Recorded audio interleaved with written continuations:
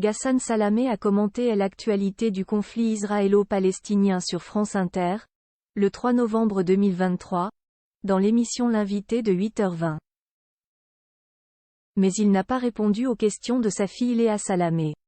La suite après la publicité, on aurait pu assister à une jolie réunion de famille.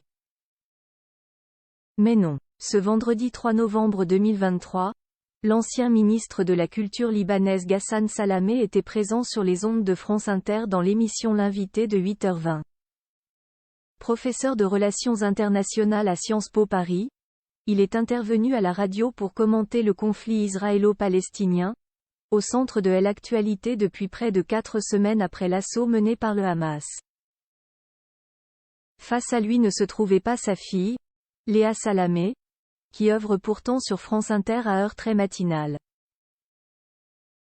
Léa Salamé loupe une réunion avec son père sur France Inter pour la deuxième fois à la tête de l'émission Quelle époque. Avec Christophe de Chavannes sur France 2, Léa Salamé a pris encore un peu plus d'ampleur sur France Inter à la rentrée 2023.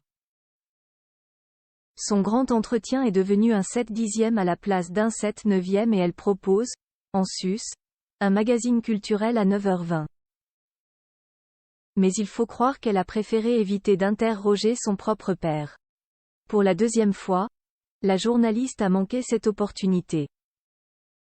En avril 2019, Ghassan Salamé était venu commenter le paysage politique instable libyen, mais sa fille avait été écartée, un temps, de la radio.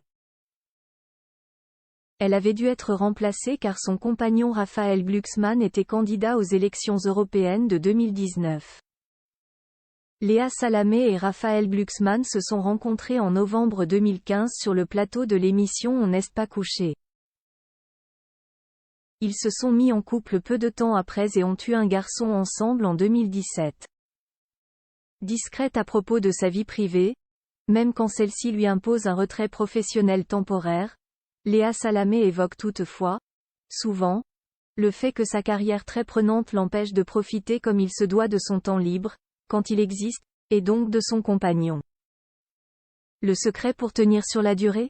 Elle assurait, dans le podcast In Power signé My Better Self, qu'elle trouvait toujours un moment dans son planning surchargé, le soir, pour fumer 2 clopes avec Raphaël Glucksmann une fois les enfants couchés, parfois boire un verre de vin, histoire de discuter avant d'aller au lit.